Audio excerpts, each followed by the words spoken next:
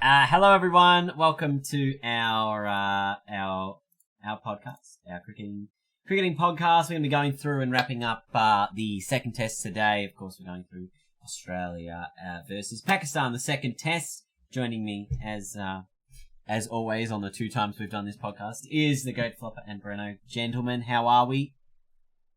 Very good, Twistie Tree. Very good. Sounds great. All right. What's been happening this week? Obviously, Australia, another big win. It's great. Yeah. Great stuff. Oh yeah, it was a decent win. Records tumbling. Yeah, that's about it. No. All right. Tim Payne reviewing. Aha. All right, so let's have a look at the match. Oh my god, it's out of the thing. This was so frustrating to do. Get it lined up. Is it lined up? Yes, it is. Oh, it's off by 1 pixel. Anyway, let's look at the match recap. Breno, do you want to take us through what happened? I would love to. So, David Warner scored a lot of runs. Joe Burns didn't. And then, Tim Payne declared when Warner was on track to make 400. So it's a bit of a shame, but otherwise that was about it. Yasir Shah hit 100 as well, and Pakistan fell around him. Yeah. Obviously, Bubba will get to him a bit later on as well, but yes, Australia winning by an innings and 5 runs. Is there anything we can take away from this game? Like, I guess from an Australian point of view, it's two tests so far to start the summer. Both have been won with an innings to spare. Yeah. Like, is it a bad thing? Yeah, I kind of wanted to see us bat again, so I could see Joe Burns maybe see how he goes again, maybe at night. But yeah. Well, I mean, if you look at Burns, right, like you look at his last 3 tests, there's 197 and then the 6 that he made, in this last match. So he does. He's not like out of form. He hit like 100. I know the 100 was like a year ago now as well. Yeah. Yeah. And then that 90 odd at the Gabba. So yeah. But I guess it's sort of a practice run, right, for this upcoming week, where it is going to be another day-night test, essentially, at Perth, which will mean it'll go until about 1 million, in the evening. It won't finish till midnight, like Eastern time. It'll be pretty crazy. It should be pretty good though. I don't think it starts till 4 o'clock Melbourne time. That's 4 o'clock. 1 o'clock local time. So yeah, 3 hours. But we'll talk about that at the end, I reckon. Let's see Warner and Marnus really. Smith sort of plodded along for a little bit, but contributed.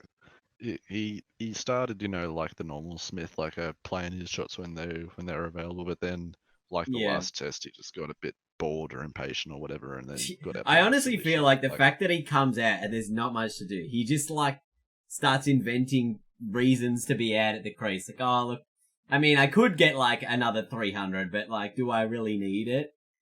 Because there's not a lot to do. It almost as if like Steve Smith, he is Mr. Fix-It, right? But if there's nothing to fix, what's he there for? Well, he actually said that on the post. Oh, really? Yeah, he said that on the post-day interview he had or whatever. Okay. He said that he likes to come in when the team's struggling and, set them back up. That's not the best mindset because, he could have, put a bit more to it. It's good. Yeah, so I guess, like, the other thing would be, like, right, like, because he's come in twice and we've been, like, 2 for 3 or 400, right, which you don't really need to do much. What if we're, like, 2 down for maybe, like, 180 or something, or 3 down for 180 or something like that, and he comes in, like, he then has to reassure himself that, like, opening start means it's not enough, like, he still needs to go on and do something. I mean, I feel like he'll just do that anyway, but you never know. Yeah. Well, you don't want to get stuck in the mindset, I guess, of being like, oh, I don't need to do much because the top order have done, the rest of the work. He Yeah, came in when he's- we were 2 for 306. 360. So we're flying. Yeah, he still needs to come in and show why he is the best batsman in the world, and play all the shots that he needs to play and score a lot of runs. Like he can't just go out there and sort of muck around and get a quick 30. He needs to get there and score 60, 70. Yeah. All right. Let's talk about the big man, Dave Warner. 335 runs. Surpassed Don Bradman. Is now Australia's second highest Test match score by an individual. Only second to Matty Hayden's 380. Does Hayden have 2 scores? I feel like he has like a 360 as well. No. Not above Warner. Scores. Let me have a look. Hang on. I think Matty's got a 320. That's what So yeah, obviously Dave Warner. No, he doesn't have it. He's got the 380, and he's only got 2 double tons, and then one of them's a 380. There you go. So Warner obviously making 335. I think it was his 3rd double. Obviously first Second triple. double 100. Yeah. And what did you think of the innings? Obviously, could he have made it to 400? I think is the big question that everyone's asking. Obviously, fantastic innings. But yeah, what could he have made the 400 first of all? What do you think? Yeah, I reckon he could have pretty easily. He was going for it. He was smashing it out of the park. I don't know about 400 because we always knew the Australians would declare either at or before the dinner break. But I think that he definitely could have gotten close to that 380 that Hayden had. But I just think pushing 400 would have been a real struggle for him. But yeah, he definitely could have gone well above 350. His running between the wickets was so good. There was I think when he came off at the end, he was saying he had to run hard between the wickets because he just didn't have enough energy left in his arms to be able to hit the ball to the boundary. He was like, I could only really get 2s, and he was like, I have to run 2s to up the ante here because I physically cannot hit the ball over the rope. So, that's the other side of the thing. He probably could have stuck around. It's just whether obviously they were going to give him enough time. And the other side of the coin, I guess, is was Tim Payne right to declare, right? Because I saw someone on Twitter say, and I thought it kind of made sense. It was once an innings goes past the what's required of the team, then it loses its value a little bit. And they did pick up 2 wickets before dinner, so I mean, in a sense, in hindsight, maybe it was a good decision to claim. Yeah, he ran 21 kilometers during the inning, so half marathon, which was pretty crazy.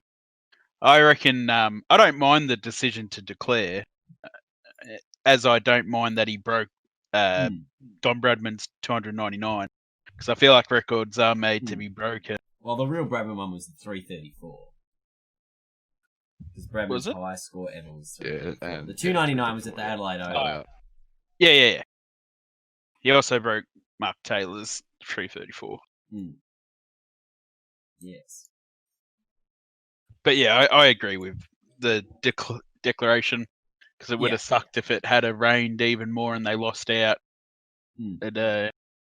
Yeah, another day. That was the other thing. If the weather was more predictable, I feel like they might have gone on.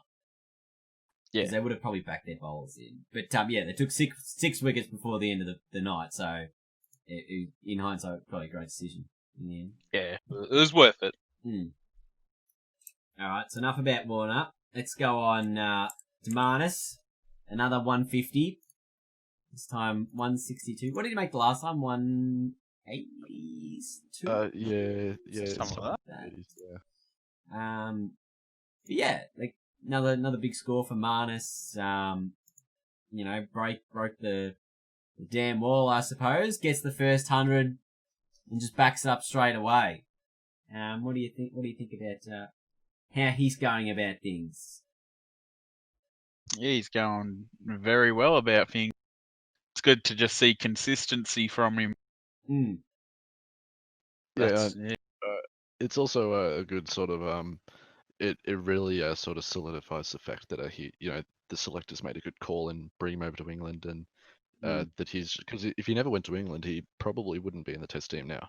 Mate, if Jofra Archer never knocked out Steve Smith, he wouldn't be in the Test team right now.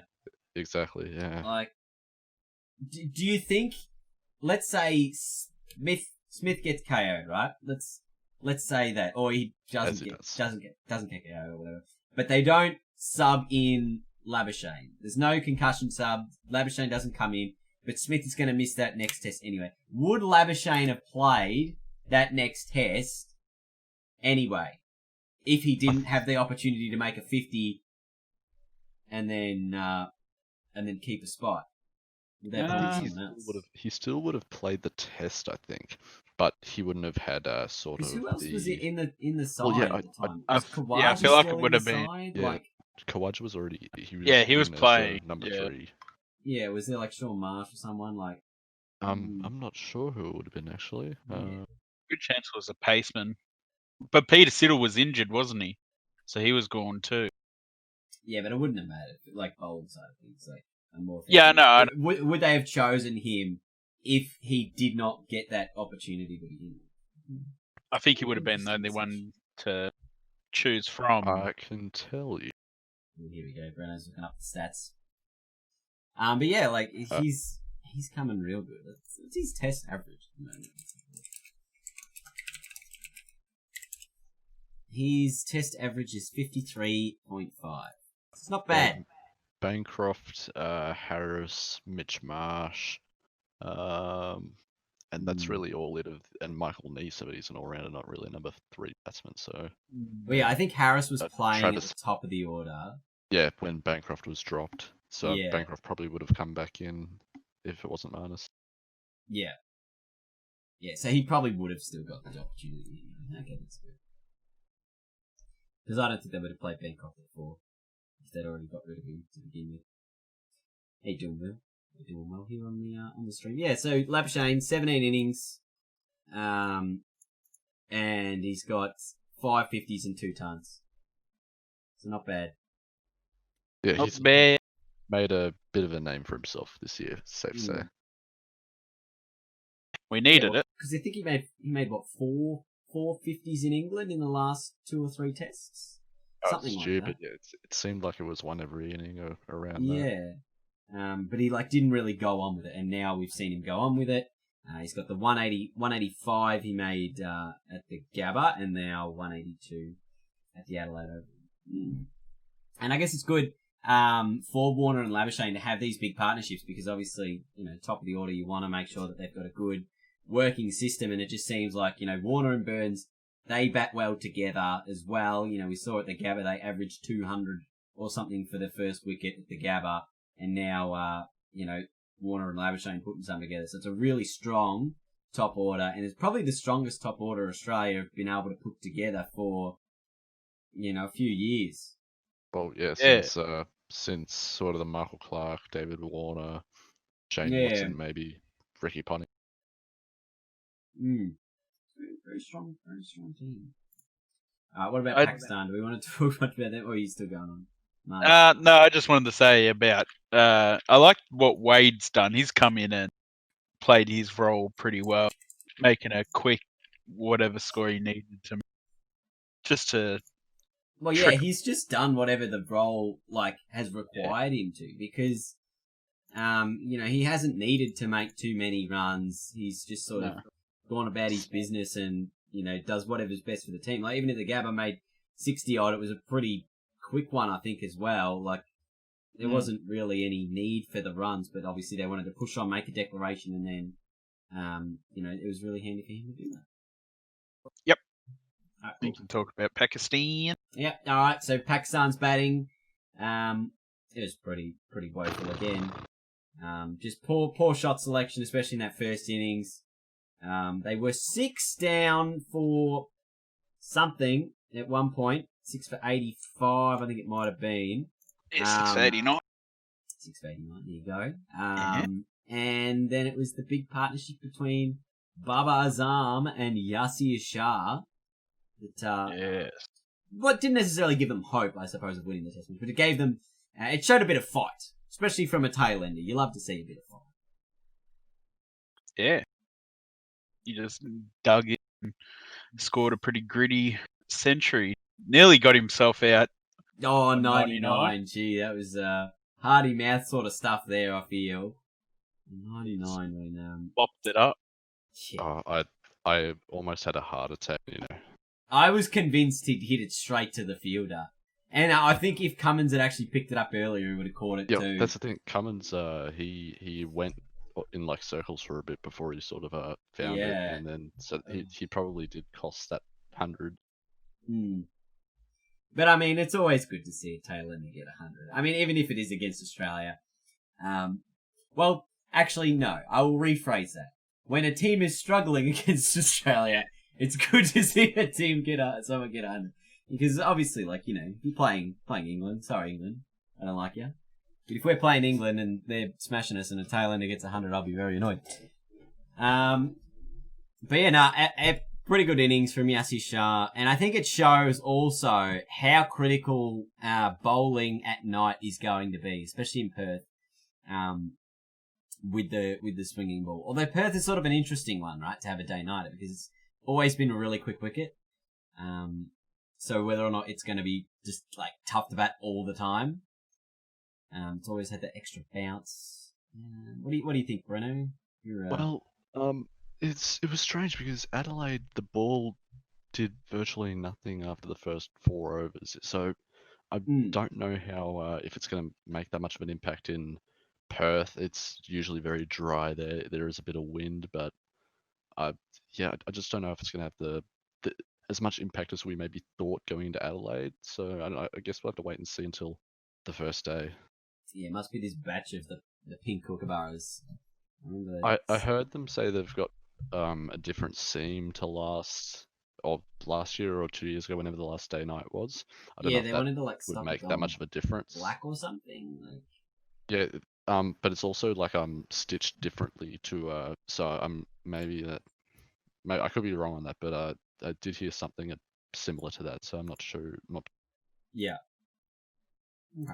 I wonder how much the role of the weather played into the South Australia. You know, because it was pretty dark and gloomy during the day as well. I don't know if that really, but wouldn't that make it swing more if it's more like overcast? If it's more moist, yeah, you would think. Moist. Not to mention all the rain and whatnot. Yeah. Yeah, but Yasir Shah, dug in, Bubba. He's gonna be a good player, Bubba Zum. Oh yeah, he's like still super young. Nearly back-to-back centuries. Yeah. And in saying this, he is a T20 captain. As a rally's not really performing. Do they maybe give Babber a run? I almost feel like they shouldn't, because you don't want to put all the pressure on him. Do they have any matches soon, like back in the UAE, or?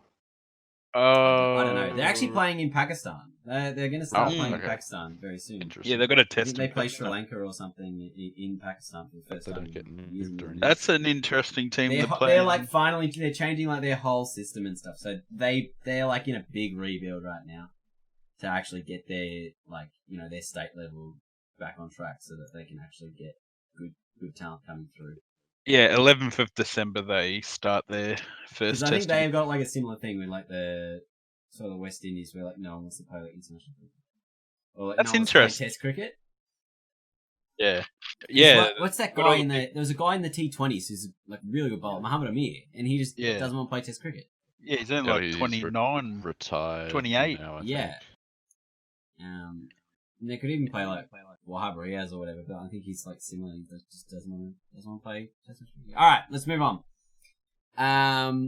Australia's bowling, very good. In the wet, in the rain, in the overcast conditions with the night session. They bowled well in the night. Against New Zealand, I think it's obviously going to be critical as well to bowl well during the night. Last time, what happened last time we played New Zealand? Day night after. Was it Adelaide? I know we won in like 3 days. It was a really quick one because everyone just stumbled at night.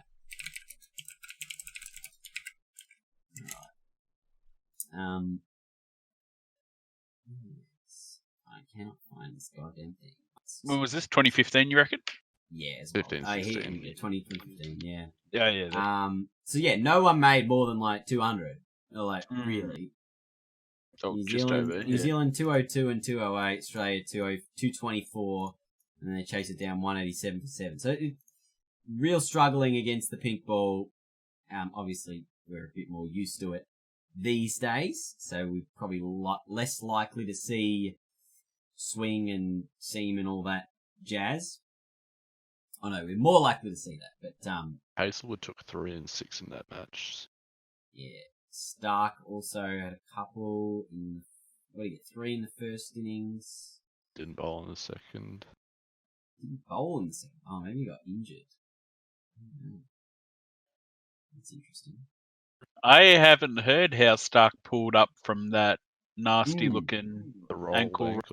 Yeah. I think they said it was something to do with his toe, not his ankle. Whether that was the cover story or whether that's actually what is happening. Right. Like, that's an interesting one. But yeah, obviously the bowlers bowled well. I think their big issue again is going to be what happens during the day. He is in the New Zealand test tour team, so I guess he's alright. Yeah, but I guess for Australia, the big thing's going to be, what happens during the day. Like, they can bowl well at night. That's all well and good. But during the day sessions, and obviously Nathan Lyon's not probably going to come into effect until, day 3+, like we saw at Adelaide. Although, they might get a little bit of extra bounce throughout, because it is a bouncier wicket. Is it at Optus? Yeah, it's at Optus, right? Yeah. Optus Perth, whatever it's called. Yeah, so it might not be, and it's a different. I think it's the same like groundskeepers as the guys who made the wickets for the Wacker. So it's going to be similar. It's a very similar wicket, yeah. In terms of the wicket. But how much do you think the follow-on will impact whether or not there's a rotation?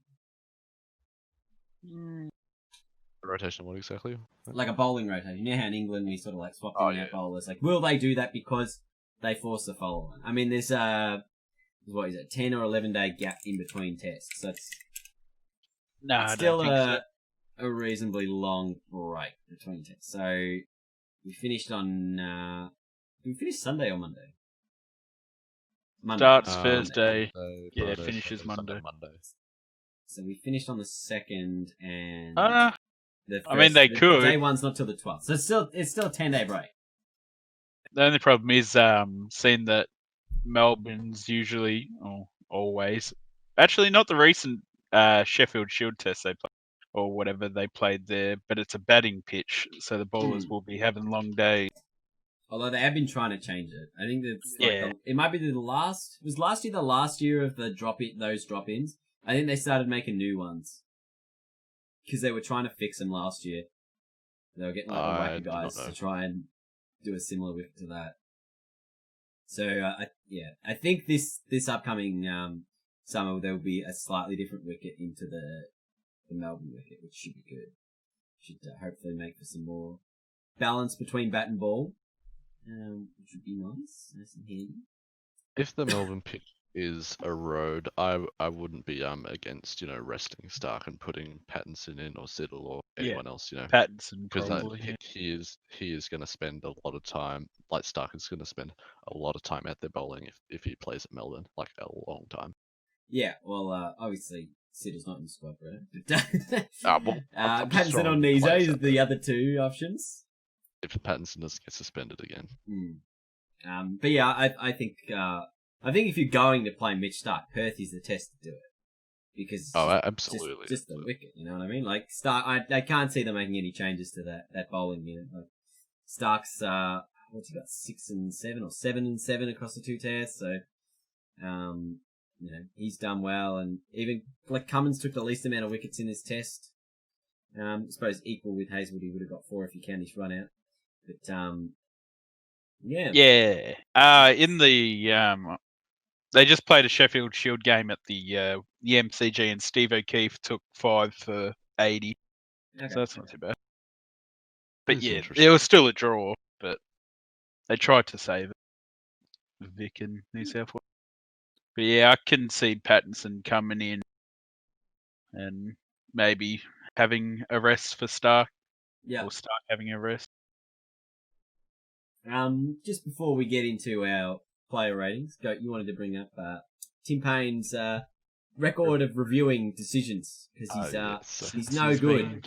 No good. So yeah, he's made 24 reviews, only gotten 2 correct, 22 wrong. Have you done the math on this? No, Channel 7 put up a little infogram during the game. That's 8% of the time he gets a correct review. Yeah, That's also not counting the amount of wickets in England. Yeah, that that he he's didn't missed. review. Yeah. Right. He's missed. Okay. Which would be probably, I'd say, at least 5, 3 to 5. Oh dear. I don't know how he fixes that because he can't really. He's just not going to make impulse decisions. I feel like that's what it was, especially in England. There's such that panicked review that took us to. It was a lot worse in England. Get rid of Stokes. Yeah, well, it should have happened anyway. Alright, let's get into the ratings this week. There's some spicy ones.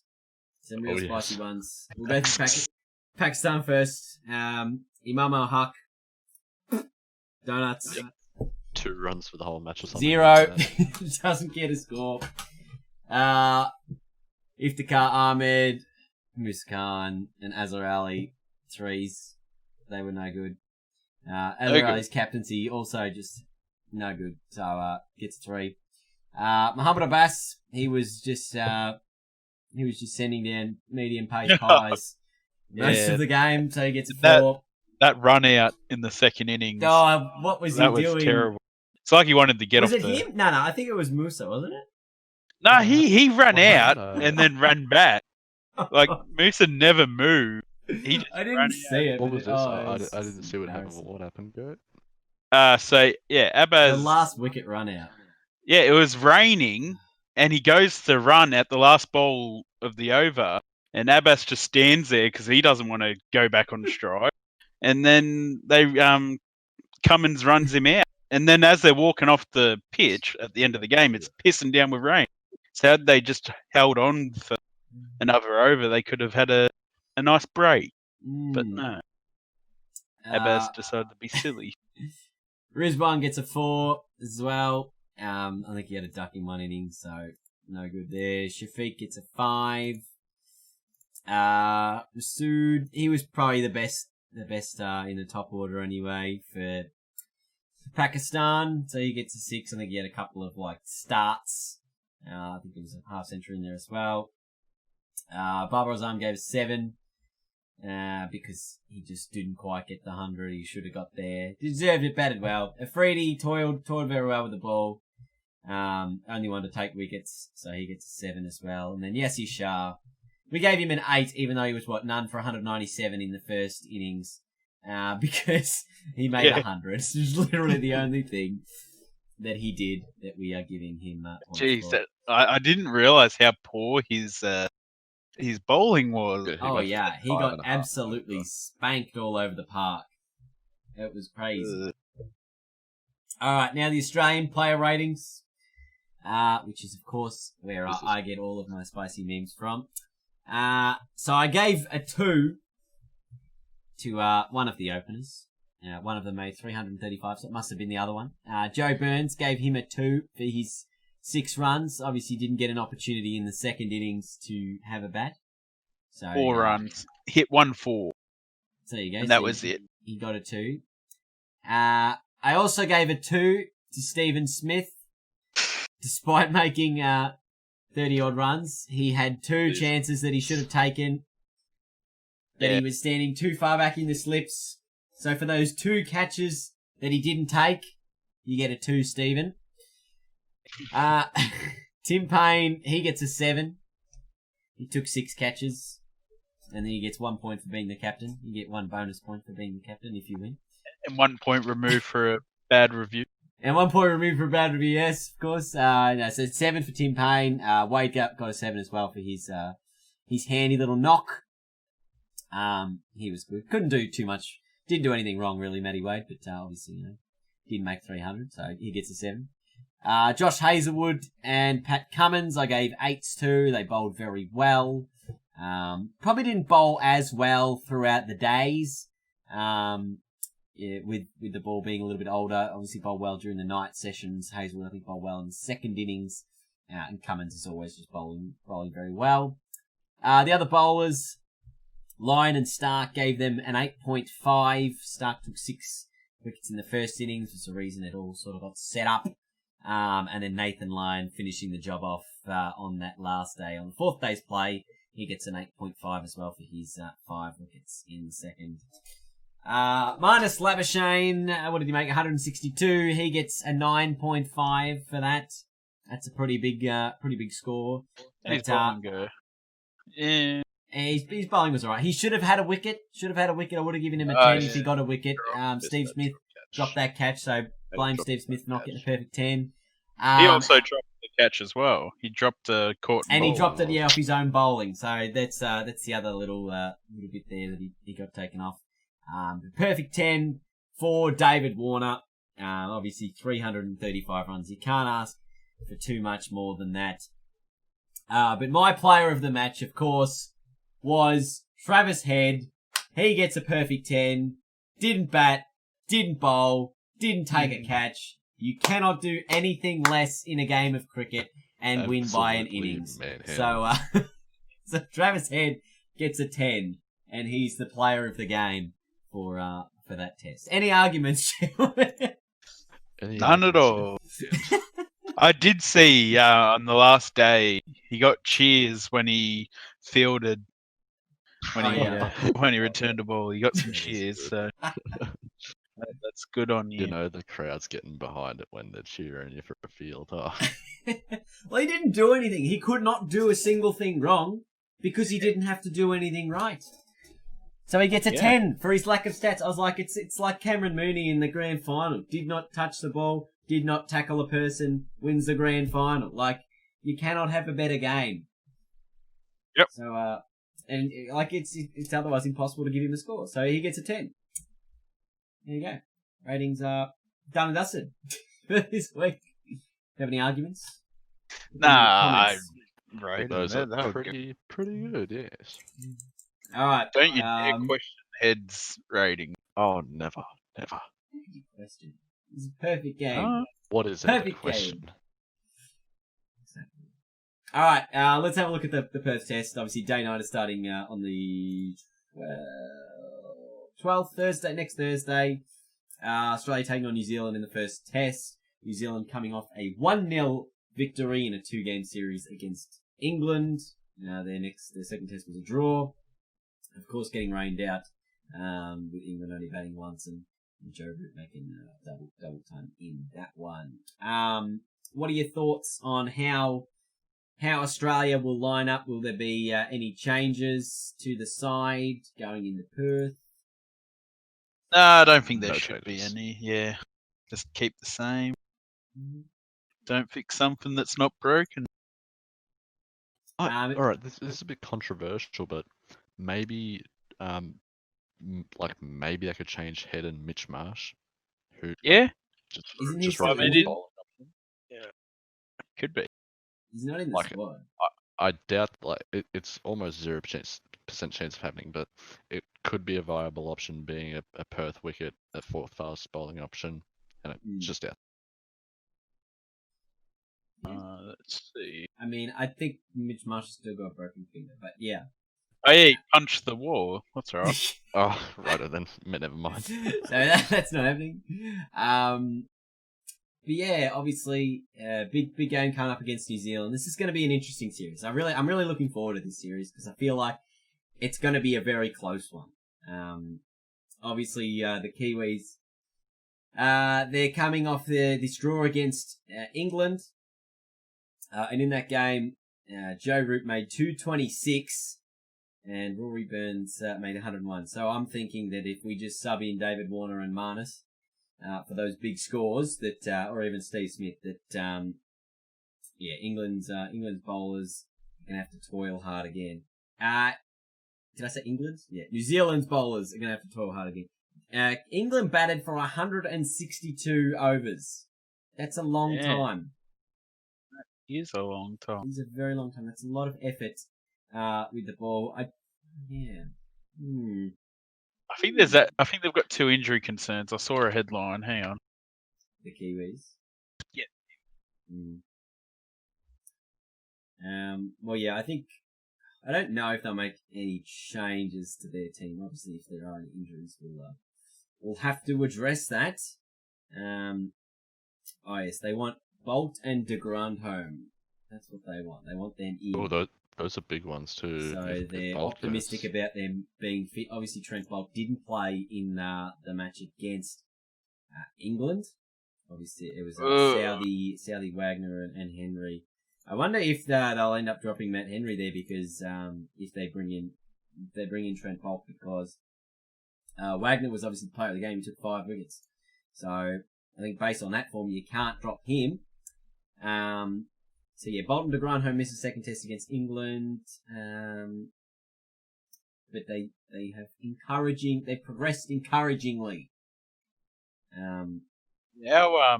But they expect them to sort of play. Because our bowling's going to have to be on point because their middle order consistent. Oh, it's so much more versatile than ours. Yeah, it's stupid. I mean, obviously Ross Taylor, Williamson are probably the 2 big players. Like that Darryl Mitchell, he's towards the low end and he was scoring 73. Ooh.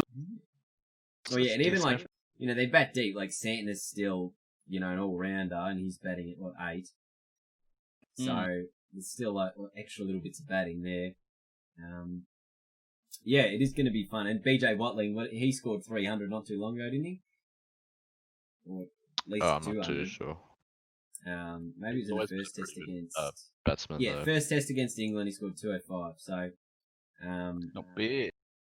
Yeah, so he's in a little bit of form as well. And he's got a half century just after that. So they are going to be a very challenging side, and I think that's what makes this so intriguing. I hope that Bolt gets up and plays and de Grandhomme gets up and plays because you want to be facing the best teams at their best. And should be fun. I reckon. I agree. It's the Perth test is going to be real good to just see the swinging ball at Perth on a fast pitch. Yeah, it's always fun. Predictions, gentlemen. What do you think's going to happen? I think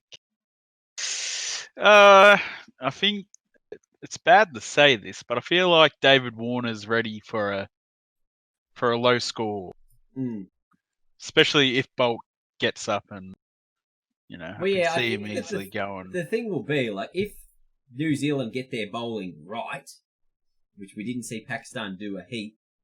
Yeah, they should come in with a heap of confidence.